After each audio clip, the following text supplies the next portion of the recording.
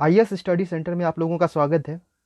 आज हम लोग झारखंड ज्योग्राफी के अंतर्गत झारखंड के भौतिक स्वरूप एवं उच्चावच को देखेंगे। भौतिक स्वरूप पृथ्वी की धरातलीय आकृतियों का अध्ययन है, जिसमें उन स्वरूपों की उत्पत्ति के कारणों और उनका एक दूसरे से संबंधों की व्याख्या की जाती है। कभी कभी इसके समानार्थक शब्द के रूप में भू आकृति शब्द का प्रयोग भी किया जाता है। तो चलिए आज हम लोग जो है झारखंड के ज्योग्राफी में भौतिक स्वरूप एवं उच्चावच को देखते हैं। झारखंड के उच्चावच को समझाने के लिए मैंने यहाँ आप लोगों के लिए एक मानचित्र बनाया है झारखंड का, और इसे मैंने लेबलिंग करके डिस्क्राइब भी कर दिया कौन सा पार्ट कितना ऊंचा है। तो चलिए तो रफली हम लोग देख लेते हैं इसको। इसका तो नोट्स आप लोग को मिल ही जाएगा पीडीएफ में। आप लोग जो है वीडियो के डिस्क्रिप्शन में जाइएगा और वहाँ पे जो है ये नोट्स उपलब्ध होगा। मैं डाउनलोड का लिंक दे दूँगा। और इसका ही नहीं, जितने भी चीज़ अभी तक मैंने पढ़ाया है सभी का जो है नोट्स आपको वहाँ पे पीडीएफ में मिल जाएगा, सभी वीडियो के नीचे में। ओके, चलिए देखते हैं।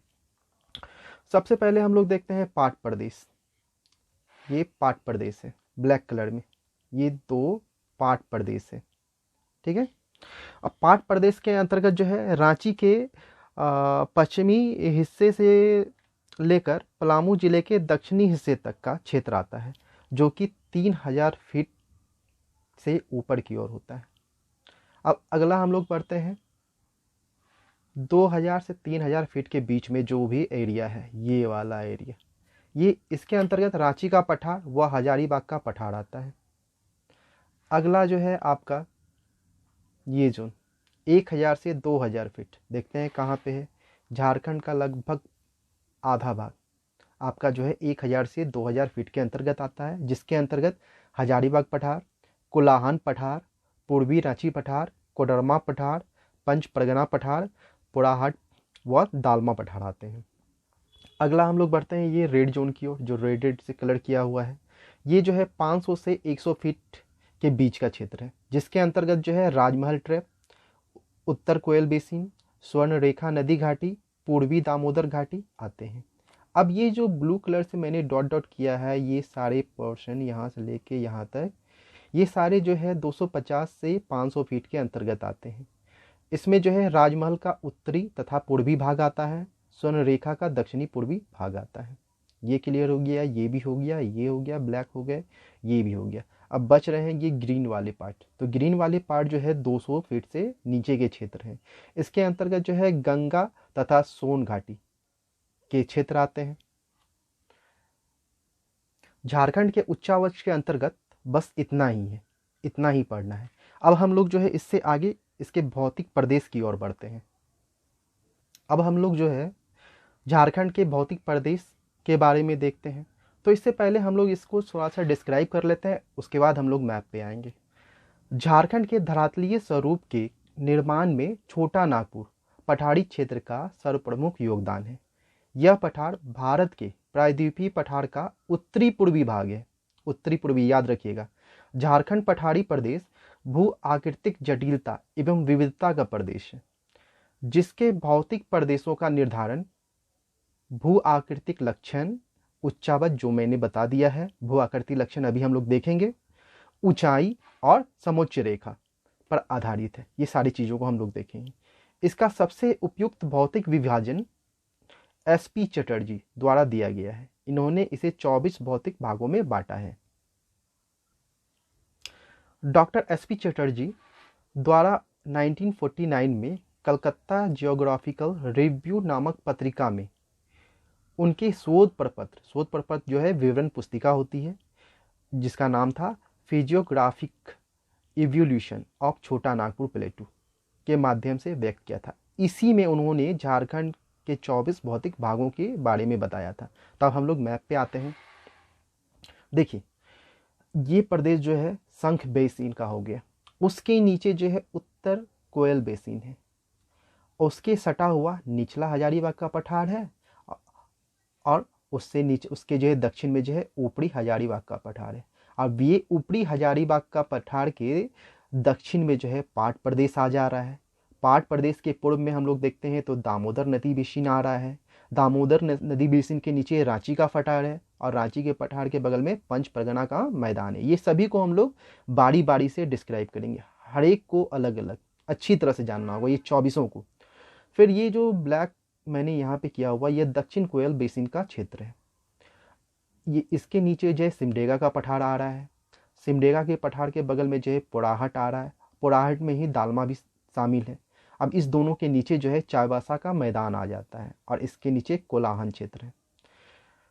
अब यहाँ पे दालमा श्रेणी के हो गए, और ये जो चाईबासा का मैदान है उसी के बगल में धनजोड़ी श्रेणी भी है। मैंने ये यहाँ पे नहीं बताया, ये कोडरमा का क्षेत्र हो गया, ये मैप में मैंने शुरू में ही पढ़ाया है। ये साइड में आपका गंगा मैदान तथा निम्न मैदानी क्षेत्र हो गया, और ये इसके बगल में राजमहल उच्च प्रदेश है। ये आपका यहाँ पे दालमा श्रेणी हो गया, ये आपका ढालभूम क्षेत्र हो गया, यहाँ भी आपका दालमा श्रेणी हो गया। अब ये 24 को हम लोग जो है एक एक कर देखेंगे।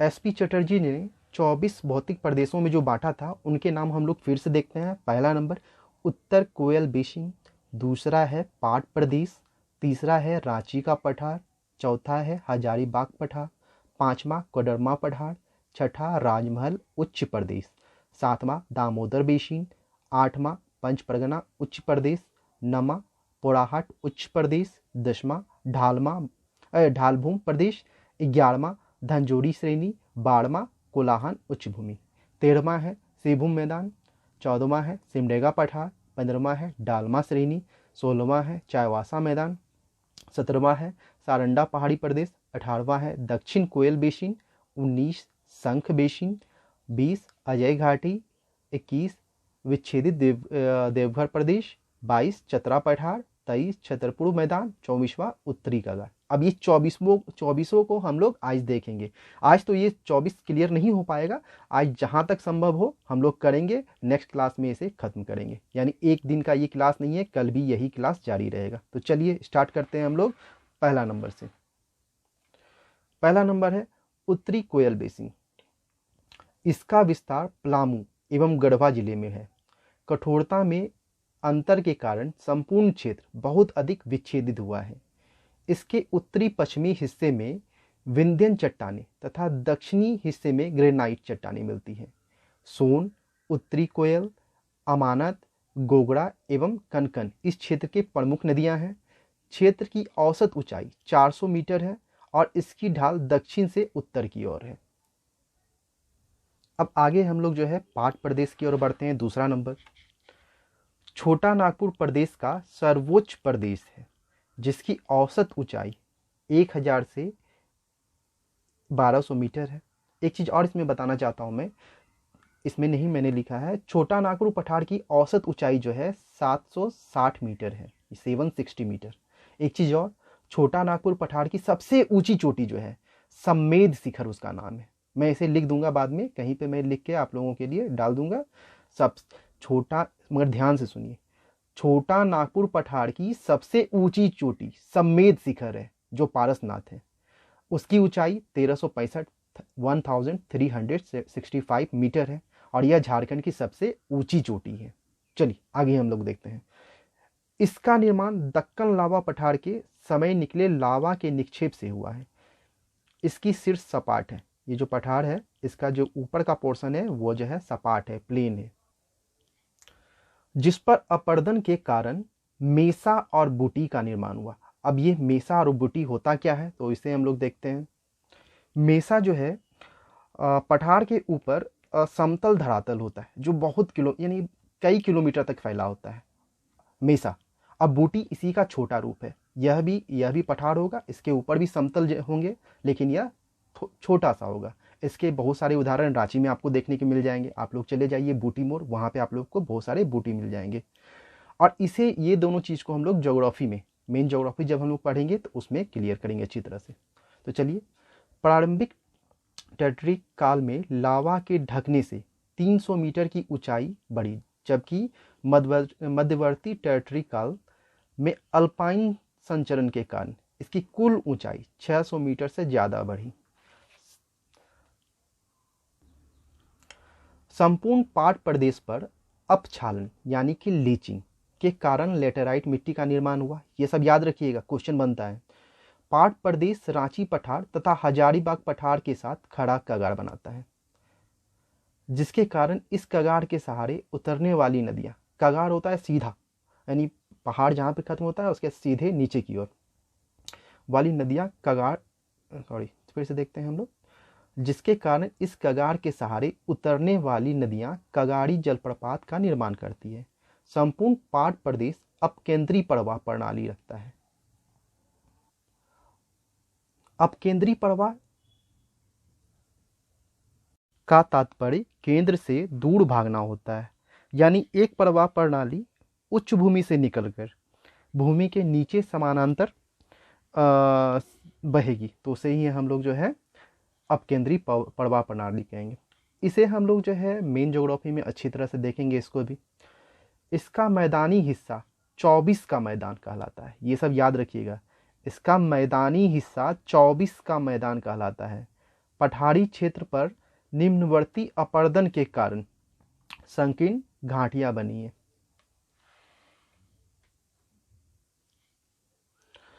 इसकी सामान्य ढाल पश्चिम से पूर्व की ओर है।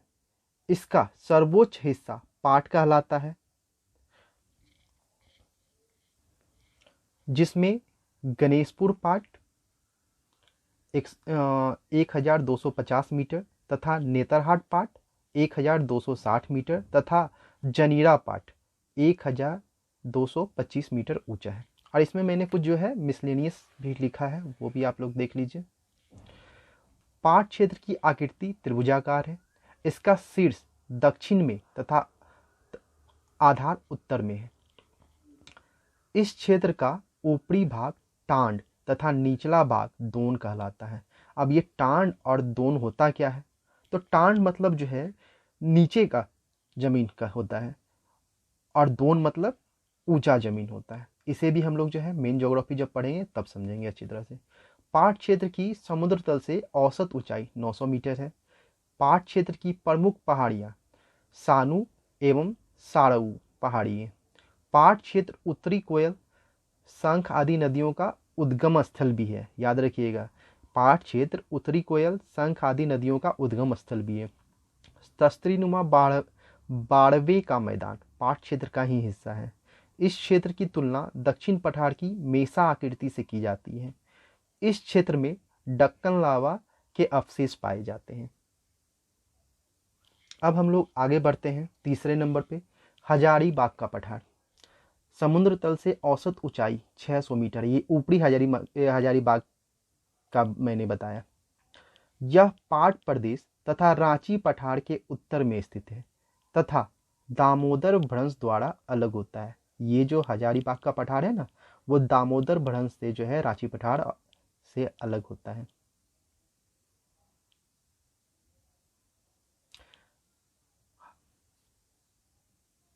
हजारीबाग पठार रांची के पठार के समान संरचना और भू आकृतिक लक्षण रखता है।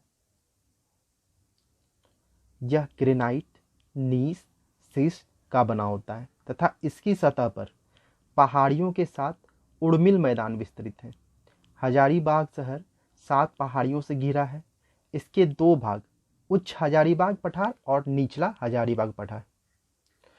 ऊपरी हजारीबाग पठार की औसत ऊंचाई 610 मीटर है, जबकि निचला हजारीबाग पठार की औसत ऊंचाई 300 मीटर से 450 मीटर के बीच है। निचले हजारीबाग पठार को ही कोडरमा पठार कहते हैं।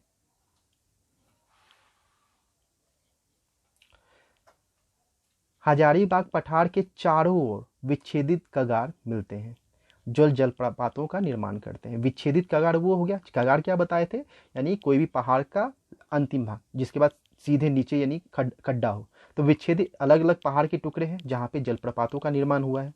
निचला हजारीबाग के पठार में गिरिडीह के पठार पर बड़ाकर नदी की घाटी के निकट पारसनाथ की पहाड़ी स्थित है, जिसकी ऊंचाई 1365 मीटर है।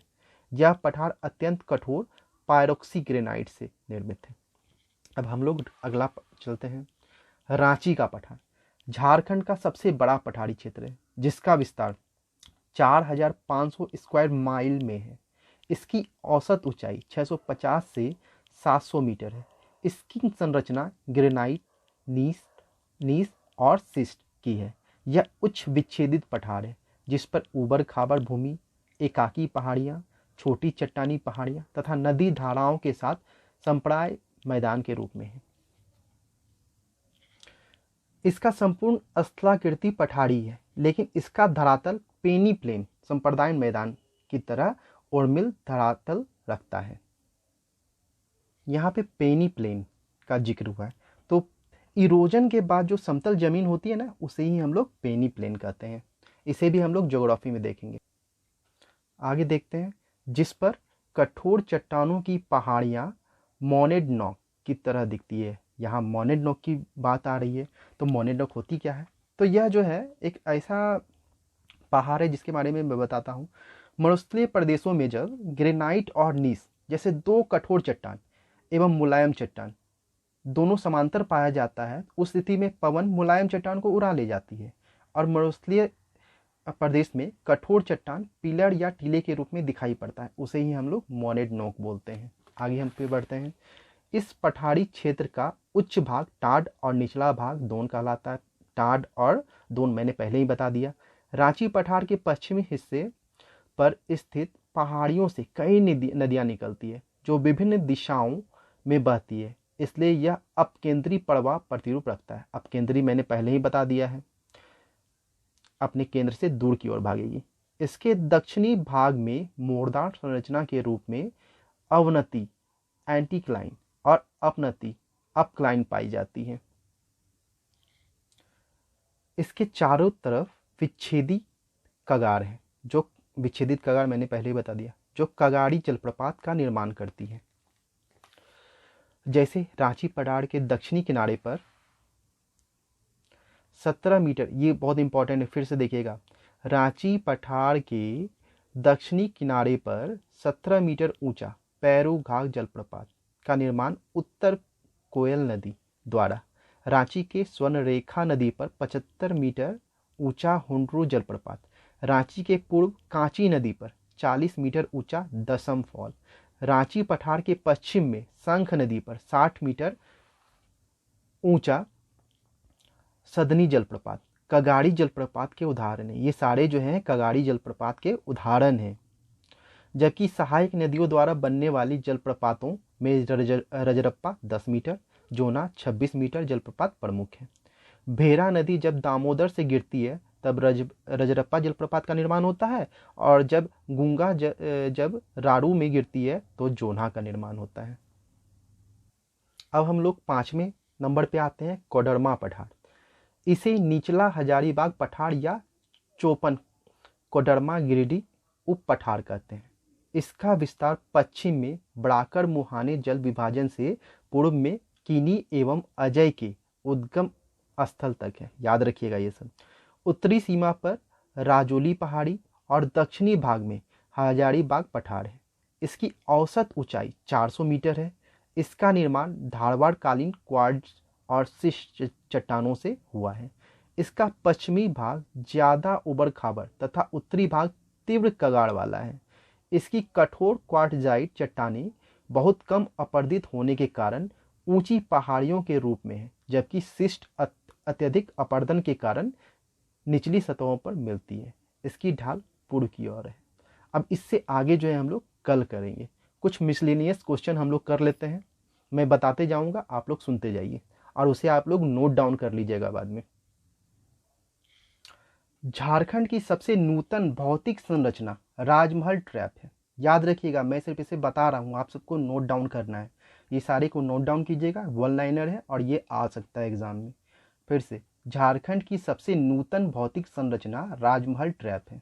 दूसरा, राजमहल ट्रैप झारखंड के उत्तरी पूर्वी भाग में स्थित है। तीसरा, राजमहल ट्रैप की औसत ऊंचाई 150 से 300 मीटर है। चौथा, राजमहल ट्रैप बैसाल्ट चट्टानों से निर्मित है। नेक्स्ट, झारखंड का सर्वोच्च शिखर पारसनाथ है। मैंने पहले ही बता चुका हूँ ये चीज।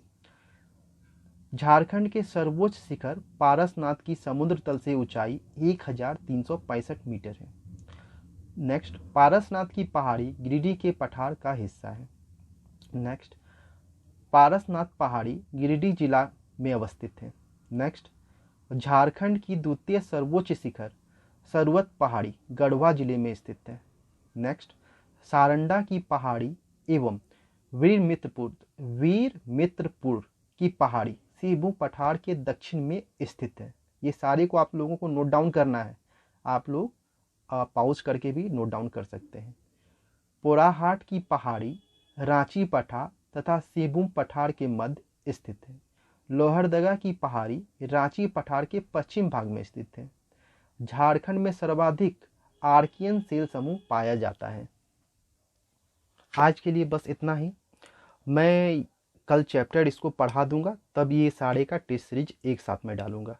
और कल रविंदर सर का जो है 2 बजे से लाइव क्लास है, आप लोग ज्वाइन कर सकते हैं उसे। Okay, thank you.